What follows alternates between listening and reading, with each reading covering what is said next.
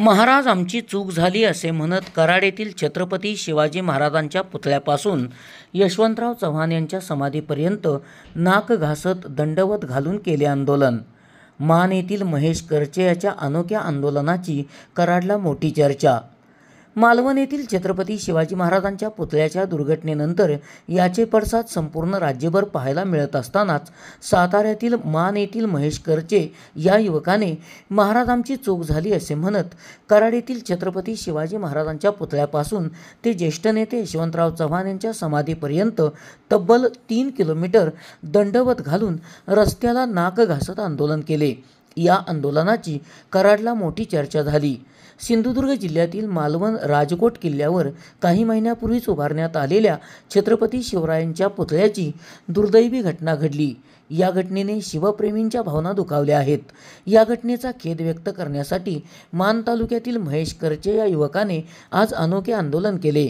कराड येथील दत्त चौकातील छत्रपती शिवाजी महाराजांच्या पुतळ्याला अभिवादन करून त्यांनी आंदोलनास प्रारंभ केला। दत्त चौकातून कराड येथील प्रीती संगमावरील ज्येष्ठ नेते यशवंतराव चव्हाण यांच्या समाधीपर्यंत 3 किलोमीटर रस्त्याला नाक घासत हे आंदोलन करण्यात आले।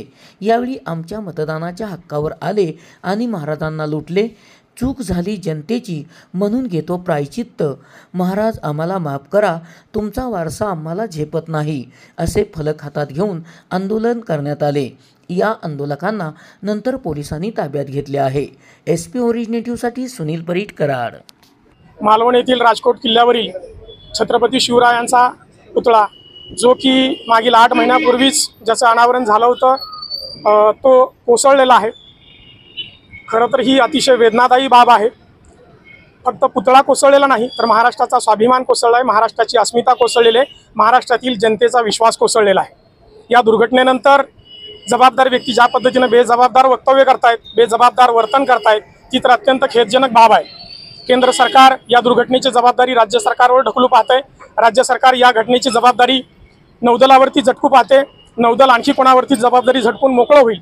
परंतु छत्रपती शिवरायांची प्रतिमा उभा केली, छत्रपती शिवरायांचं स्मारक उभं केलं, याचं श्रेय जर तुम्ही घेता, छत्रपती शिवरायांच्या पराक्रमाची निशाणी असलेली वाघनखं तुम्ही देशात परत आणली, त्याचं श्रेय जर तुम्ही घेता तर तुम्हाला या दुर्घटनेची जबाबदारी घ्यावीच लागेल। कोणी जबाबदारी घेऊ अथवा न घेऊ, परंतु महाराष्ट्राच्या जनतेच्या वतीने या दुर्घटनेची संपूर्ण जबाबदारी मी स्वीकारतो आणि